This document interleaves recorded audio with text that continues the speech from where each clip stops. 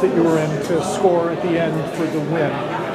How do you look for openings like that without forcing something in a key situation? I got teched by her twice actually this past spring, so I was just happy to, and I knew that I had to keep wrestling throughout the whole match. I know every match was going to be a fight, and I just knew that I had to keep fighting, and that I had to win that match to keep me alive in the tournament. So it was open, and I just kept scrambling and ended up in the crotch lift position, so I just went with it. Tonight you got to watch two of your teammates in the finals. That's not easy, obviously. Yeah. But will that fuel you moving into, Brazil 2016 Olympics? Is this something you're going to keep with you?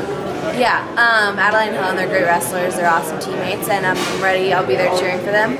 I still have to qualify my weight for the Olympics, so I think that since that didn't get done here, I have to go travel a lot and try to do that elsewhere. But definitely seeing them on top of the podium will definitely encourage me to be a better teammate to them too. Alli, you realize who's in this weight class when you have such a class as Icho, that type of thing.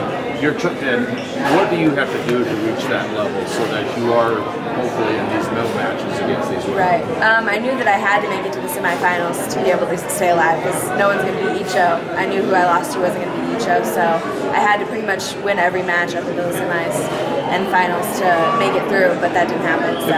Is it a mental thing that you have to do to reach that level, or is this something I think physical? It's just everything, mental and physical. I mean, you can never stop being physically better, but mentally, you just have to believe in yourself, really. Not qualifying the weight, the travel that's ahead of you now is going to be really intense. Is that something that hey, I got to get it done here?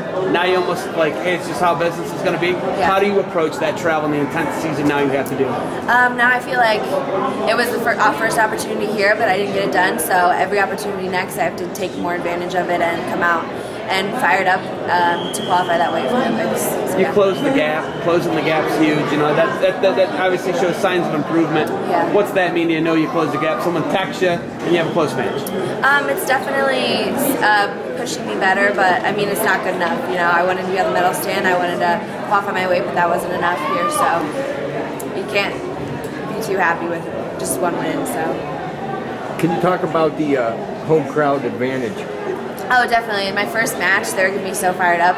I knew I was down the whole time, but hearing everyone cheer USA and Alli and stuff like that, it was awesome. So it definitely fueled me towards the end, and I was feeling a lot better, and I knew she was wearing down, so it definitely helped.